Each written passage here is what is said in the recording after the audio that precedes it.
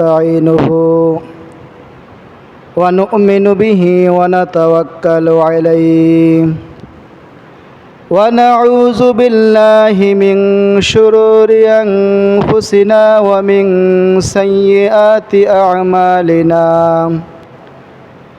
من يهده الله فلا مضل له ومن يضلله فلا هادي له ونشهد أن لا إله إلا الله وحده لا شريك له ونشهد أن سيدنا وحبيبنا ومولانا محمدا عبده ورسوله أما بعد فأعوذ بالله من الشيطان الرجيم يا أيها الذين آمنوا توبوا إلى الله توبة نصوحا وقال رسول الله صلى الله عليه وسلم التائب من الذنب كمن لا ذنب له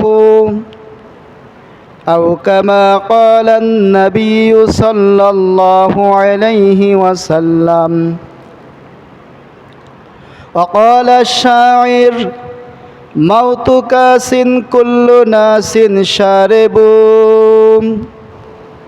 موت كاس كل ناس شارب قبر بيت كل ناس داخل আলহামদুলিল্লাহ, আল্লাহ শুকরিয়া যে মহান রব্বুল আলামিন পবিত্র জুমার দিনে জুমার নামাজ পড়ার জন্য আসার এবং বসার তৌফিক দান করেছেন।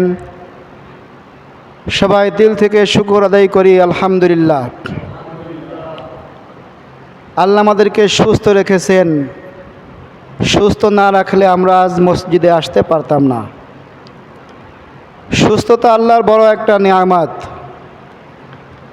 অসুস্থ ব্যক্তি বুঝে যে সুস্থতা এটা কত বড় নিয়ামত, কিন্তু সুস্থ ব্যক্তি এটা বুঝবে না যে সুস্থতা আর অসুস্থতার মধ্যে কতটুকু পার্থক্য। এই জন্য আল্লাহ যে সুস্থতার নিয়ামত দিয়েছে,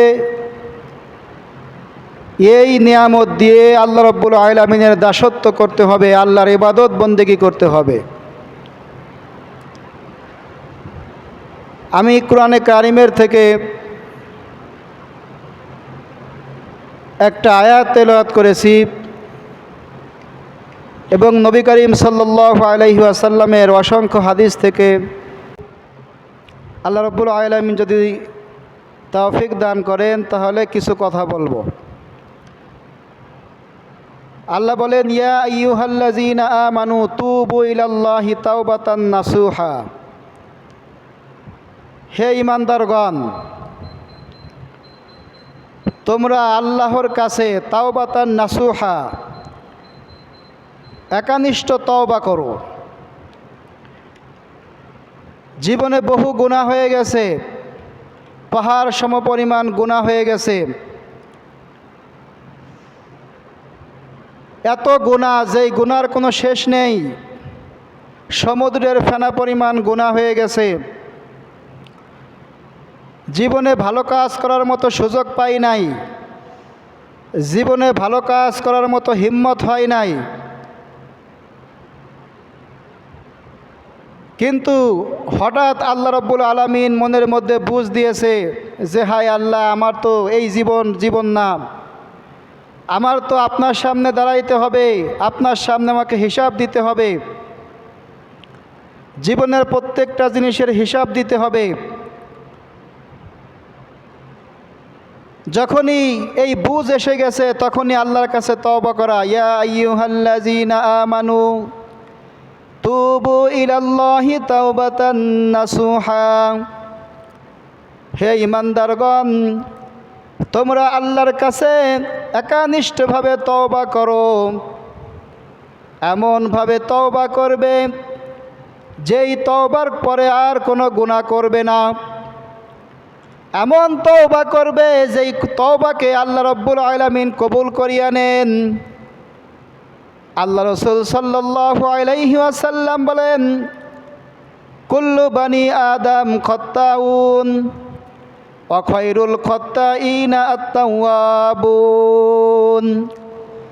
আল্লাহ রাসূল বলেন, প্রত্যেকটা আদম সন্তান গুনাহ করে, কিন্তু গুনাহ করার পর যেই ব্যক্তি আল্লাহর কাছে খাস তওবা করে ওই ব্যক্তি হচ্ছে আল্লাহর কাছে সব থেকে প্রিয়।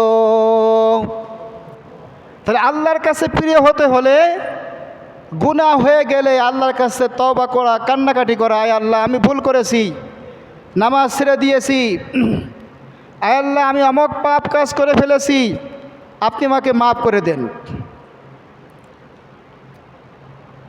যখন আমি তওবা করব খালেস তওবা, আল্লাহ রাব্বুল আলামিন বলেন, কুল ইয়া ইবাদিয়াল্লাযীনা আসরাফু আলা আনফুসিহিম লা তাকনাতু মির রাহমাতিল্লাহ ইন্নাল্লাহা ইয়াগফিরুয যুনুবা জামিআ। আল্লাহ বলেন, হে নবী আপনি বলিয়া দিন, যেই সমস্ত বান্দা বান্দিরা গুনাহ করতে করতে নিজের নফসের উপরে অনেক জুলুম করেছে, অত্যাচার করেছে, গুনাহ করতে এমন কোনো গুনাহ নাই যে ওই ব্যক্তি করে নাই। যত গুনাহ পৃথিবীতে আছে সব গুনাহ করছে। আল্লাহ বলেন যে তোমরা যত গুনাহ করেছো এই গুনাহ থেকে যদি আমি আল্লাহ রাব্বুল আলামিনের কাছে তওবা করতে পারো, 2 ফোঁটা চোখের পানি ফেলতে পারো, আমি আল্লাহর ভয়ে 2 ফোঁটা চোখের পানি যদি তুমি ফেলতে পারো, তাহলে মনে রেখো আমি আল্লাহ রহমান, আমি আল্লাহ রহিম, আমি আল্লাহ গফফার, আমি আল্লাহ গফুর। আমার এই সমস্ত গুণবাচক নামের ওসিলাই আমি তোমার জীবনের সমস্ত পাপকে মাফ করিয়া দিব। তাহলে গুনাহ হয়ে গেলে আল্লাহর কাছে তওবা করা এবং ওই গুনাহ আর করব না এমন ইরাদা করা এবং ইচ্ছা করা, আয় আল্লাহ যত গুনাহ জীবনে করেছি সমস্ত গুনাহ থেকে আমি মাপ চাই, আমি এই গুনাহ আর কখনো করব না। কবিরা গুনাহ হয়ে গেছে, শিরকি গুনাহ হয়ে গেছে, কুফরের গুনাহ হয়ে গেছে, তওবা পড়ে কালিমা পড়ে আয় আল্লাহ আপনার কাছে আমি পরিপূর্ণভাবে আত্মসমর্পণ করলাম, আপনি আমাকে মাফ করিয়া দিন। প্রত্যেক মানুষ জীবনে গুনাহ করে, গুনাহবিহীন কোনো মানুষ হতে পারে না। একমাত্র নবী রসুলরা গুনাহ করতো না, মাসুম ছিল। পৃথিবীতে যত মানুষ আসবে, যত মানুষ বিগত হয়ে গিয়েছে, প্রত্যেক মানুষকে আল্লাহ গুনাহ করার মতো নফস দিয়েছে। আল্লাহ বলেন, যখন তোমরা গুনাহ করো আমি আল্লাহর কাছে অত্যন্ত খারাপ মনে হয়, আমি আল্লাহ তোমার উপর নারাজ হয়ে যাই, অসন্তুষ্ট হয়ে যাই। আর যখনই তুমি এই গুনাহ থেকে তওবা করো তখন আমি আল্লাহ এমন খুশি হই যেই খুশির কোনো শেষ নাই। আল্লাহ অত্যন্ত খুশি হয়ে যায়। আল্লাহ অনেক খুশি হয়ে যায় যদি কোনো বান্দা আল্লাহর কাছে 2 ফোঁটা চোখের পানি ফেলে। আমি যদি আল্লাহর ভয়ে, আল্লাহ রসুল বলেন, মান বাকা মিন খাশিয়াতিল্লাহ হাররামাল্লাহু আলান নার, যেই ব্যক্তি আল্লাহর ভয়ে 2 ফোঁটা চোখের পানি ফেলে ওই ব্যক্তির উপর আল্লাহর জাহান্নামের আগুন হারাম হয়ে যায়।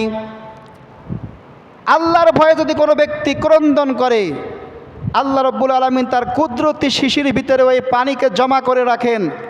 কঠিন কিয়ামতের ময়দানে যখন জাহান্নামের আগুন প্রজ্বলিত হবে, ওই ব্যক্তির ওই চোখের পানি দিয়ে আল্লাহ রাব্বুল আলামিন ফেরেশতাদেরকে বলবে, তোমরা নিভাইয়া দাও। এই জন্য কোনো ব্যক্তি যদি আল্লাহর ভয়ে ক্রন্দন করে এবং কোনো ব্যক্তি যদি আল্লাহর পথে রক্ত দেয়, জিহাদ করে শহীদ হয়ে যায়, আল্লাহ রাব্বুল আলামিন এই রক্তকে এবং এই অশ্রুকে বৃথা যেতে দেন না। আল্লাহ রাব্বুল আলামিন বলেন, যেই ব্যক্তি আমি আল্লাহর পথে কতলে কিতাল করে যুদ্ধ করে রক্ত দিল, এই রক্ত বৃথা যাবে না, এই রক্তের বদলা সে কিয়ামতের ময়দানে পাবে। এবং যেই ব্যক্তি আল্লাহর ভয়ে চোখের পানি ফেলে এই ব্যক্তির এই চোখের পানির উপকারিতা কিয়ামতের ময়দানে পাবে। বনি ইসরাইলের মধ্যে একজন জালেম ছিল, নাফরমান ছিল, জীবনে একটা নেকির কাজ করে নাই। এই ব্যক্তির নাম হচ্ছে কিফিল। জীবনে কোনো নেকির কাজ করে নাই, আর জীবনে কোনো গুনার কাজ ছাড়ে নাই। কি বলেন? কোনো নেকির কাজ করে নাই আর কোনো গুনার কাজ ছাড়ে নাই। এই কিফিলের সবচেয়ে মারাত্মক গুনাহ ছিল কিফিল জিনা করত, ব্যভিচার করত, টাকা দিয়ে মহিলাদেরকে ভাড়া করে তাদের সঙ্গে অপকর্ম করত। কিফিলের অনেক টাকা ছিল, অনেক সম্পদ ছিল, এই সম্পদ দিয়ে সে শরাব পান করত। যত প্রকার আকাম আছে, যত প্রকার খারাপ কাজ আছে, সব কিছু কিফিল করত। কিফিলের গোত্রের মধ্যে একজন অসহায় মহিলা, অসহায় হওয়ার কারণে কিফিলের কাছে আসছে, আমাকে কিছু টাকা ধার দেন। কিফিল বলতেছে, আমি কোনো উপকার ছাড়া, কোনো বিনিময় ছাড়া আমি কাউকে টাকা ধার দেই না। তো বলতেছে, আপনি যা চান আমি তাই করব, তবু আমাকে কিছু টাকা দেন, আমি আমার জীবনকে বাঁচাই। মহিলা অসহায় হয়ে কিফিলের কাছ থেকে কিছু টাকা নিল। কিফিল বলতেছে, হে মহিলা, অমক দিন অমক তারিখে তুমি আমার সাথে থাকবে। নির্দিষ্ট দিনে ওই মহিলা কিফিলের বাড়িতে চলে আসছে। আসার পর যখন খারাপ কর্ম করবে, জিনা করবে, ওই মহিলা বলতেছে যে, হে কিফিল, আপনার ঘরের মধ্যে যত ছিদ্র আছে সমস্ত ছিদ্রগুলিকে বন্ধ করে দেন, একটা ছিদ্র যেন খোলা না থাকে। কিফিল সমস্ত ঘরের ছিদ্রগুলোকে বন্ধ করে দিয়েছে। আবার বলতেছে, হে কিফিল, ভালো করে দেখেন ঘরের মধ্যে কোনো ছিদ্র আছে কিনা। কিফিল আবার দেখতেছে ঘরের মধ্যে কোনো ছিদ্র আছে কিনা। সমস্ত ছিদ্রগুলো বন্ধ করে দিয়ে জিনার কাজে লিপ্ত হবে। এই সময় ওই মহিলার চোখ দিয়ে টপ টপ টপ টপ করে পানি বের হইতেছে। কিফিল বলতেছে, তোমাকে আমি টাকা দিয়েছি, টাকার বিনিময়ে তোমাকে আমি আনছি, তুমি নিরাপদ জায়গা চেয়েছো, কেউ জানবে না এমন জায়গায়ও তোমাকে নিয়ে এসেছি, কিন্তু তারপরে তুমি কেন কাঁদতেছ? ওই মহিলা বলতেছে, কিফিল, তুমি পৃথিবীর সমস্ত মানুষের চোখ ফাঁকি দিতে পারবে, আমি পৃথিবীর সমস্ত মানুষের চোখ ফাঁকি দিতে পারবো, কিন্তু আল্লাহ রব্বুল আলামিন যিনি তোমাকে সৃষ্টি করেছে, আমাকে সৃষ্টি করেছেন, ওই আল্লাহ রব্বুল আলামিন কুদরতি চোখ কেউ ফাঁকি দিতে পারবে না। আমি আল্লাহর ভয়ে ক্রন্দন করতেছি যে অসহায়ত্ব হয়ে কিফিলের কাছ থেকে টাকা নিয়েছি, আজকে আমি জিনার মধ্যে লিপ্ত হইতেছি। কঠিন কিয়ামতের ময়দানে এই জিনার মুখ নিয়ে আমি আল্লাহর সামনে কিভাবে দাঁড়াবো? এই জন্য কিফিল আমার প্রত্যেকটা হাড়ের জোড়া জোড়া কাঁপতেছে। এই গুনার ভয়ে যে আল্লাহর সামনে কিভাবে দাঁড়াবো, আমার প্রত্যেকটা হাড্ডির জোড়ায় জোড়ায় থর থর করে কাঁপতেছে। কিফিল সঙ্গে সঙ্গে জিনা না করে দাঁড়িয়ে গেল। দাঁড়িয়ে যাওয়ার পরে কিফিল বলতেছে, তুমি যেই আল্লাহর ভয়ে কাঁদো, তুমি ওই আল্লাহকে একটু বলো আমি কিফিলকেও যেন মাফ করিয়া দেয়। ওই আল্লাহকে বলো যে আমি কিফিলের মতো এত বড় নাফরমান এই গোত্রের মধ্যে নেই। আমি আল্লাহর কাছে হাত উঠাইতে লজ্জাবোধ করি, কারণ জীবনে আল্লাহ কি আমি বুঝি নাই, জীবনে নেক কাজ কি আমি কখনো বুঝি নাই, এমন কোনো নাফরমানির কাজ নাই যা আমি করি নাই। তুমি আল্লাহর কাছে তোমার ওই 2 ফোঁটা চোখের পানি ফেলে আমি কিফিলের জন্য একটু দোয়া করে দাও, যেন আল্লাহ রব্বুল আলামিন আমি কিফিলকে মাফ করিয়া দেয়। ওই মহিলা আল্লাহর কাছে দোয়া করেছে, আর কিফিল আল্লাহর কাছে এমনভাবে চোখের পানি ফেলে ক্রন্দন করেছে, আল্লাহ, আমি এমন গুনাহগার আসামি, আমি তোমার সামনে দাঁড়াইতে লজ্জাবোধ করি। আয় আল্লাহ, আমি তোমার এই জিনা আমি আর কোনোদিন করব না, কোনোদিন শরাব পান করব না। আয় আল্লাহ, তুমি আমাকে মাফ করিয়া দাও। এমনভাবে চোখের পানি ফেলে কিফিল কাঁদতেছে। ওই রাত্রে কিফিল মৃত্যুবরণ করেছে। সকালবেলা কিফিলের ঘরের দরজায় স্বর্ণ অক্ষরে লেখা হয়ে গেছে, কদ গফরাল্লাহু লিল কিফিল, আল্লাহ রব্বুল আলামিন কিফিলকে মাফ করে দিয়েছেন।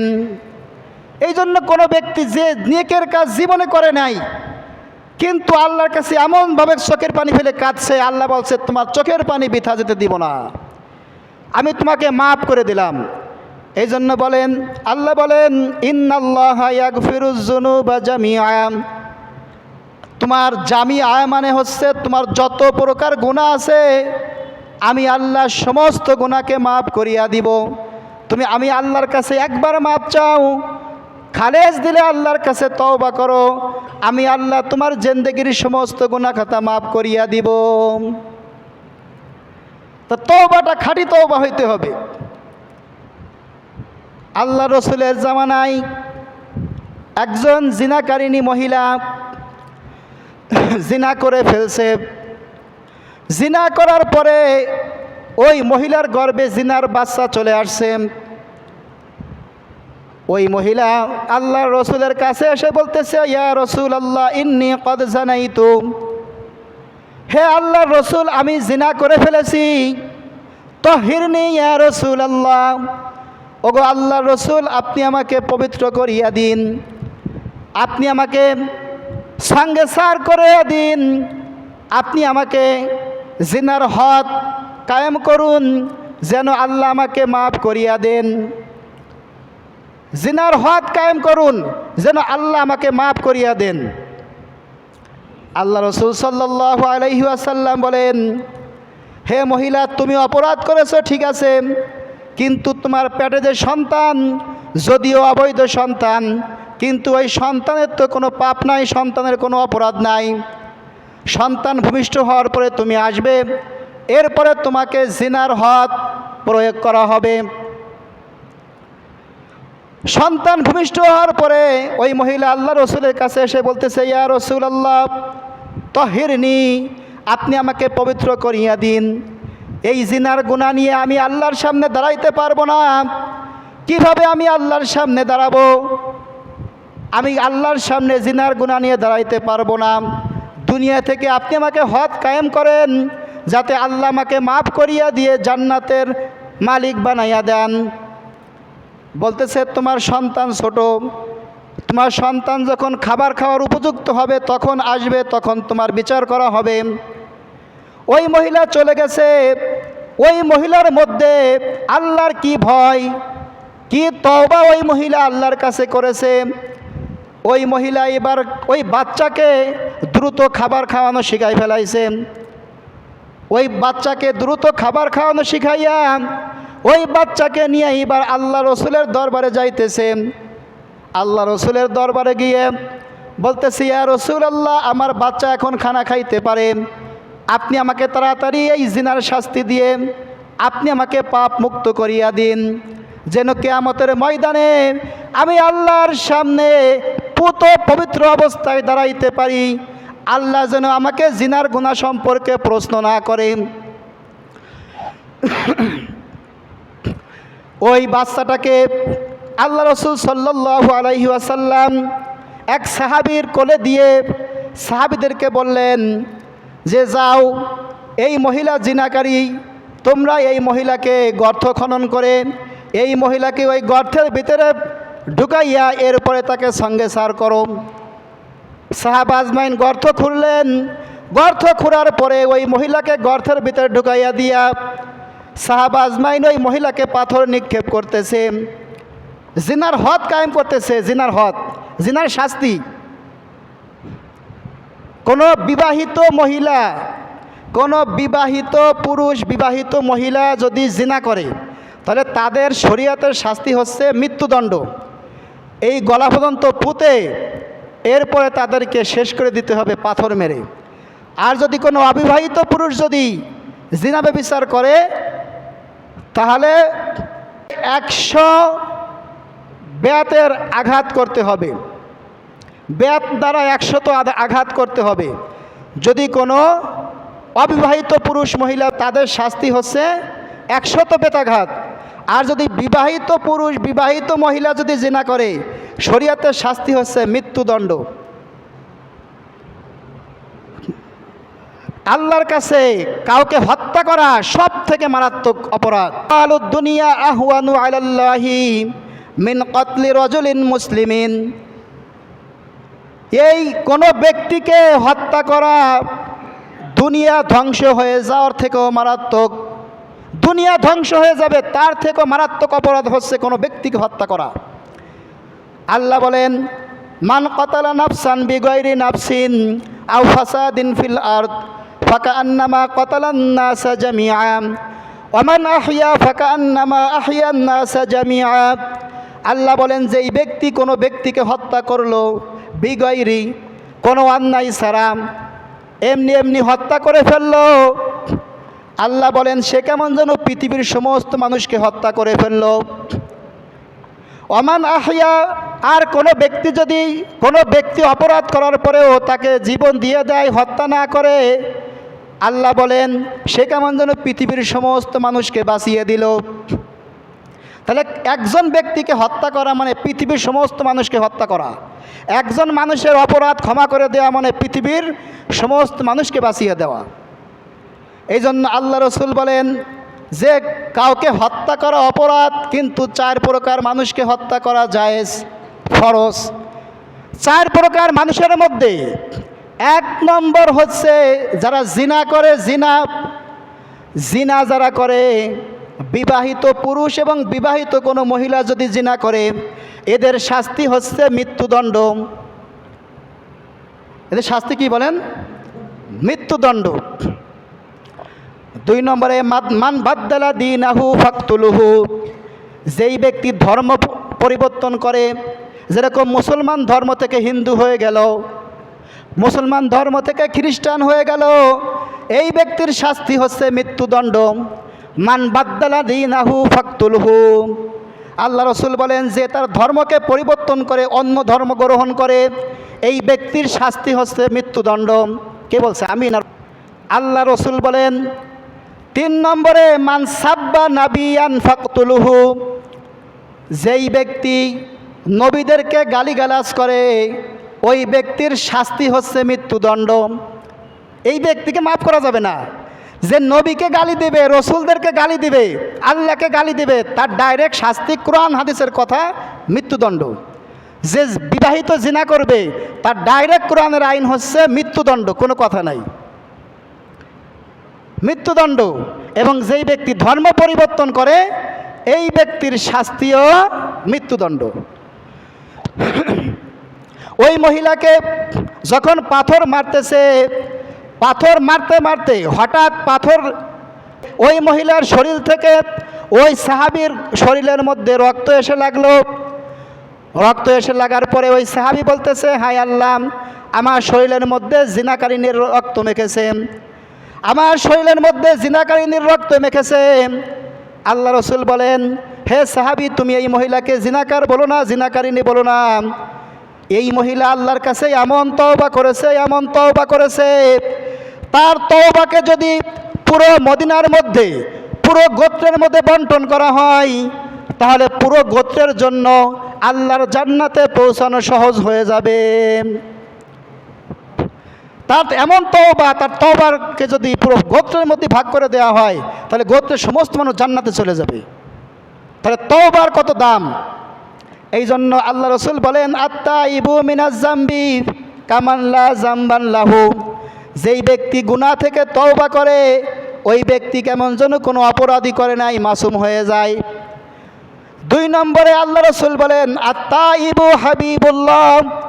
যে ব্যক্তি আল্লাহর কাছে খাস তওবা করে, ওই ব্যক্তি হচ্ছে আল্লাহর বন্ধু।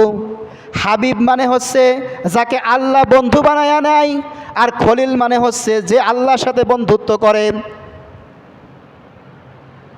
3 নম্বর, যেই ব্যক্তি আল্লাহর কাছে তওবা করে, আল্লাহ বলেন, ইন্না ইবাদি লাইসা আলাইহিম সুলতান।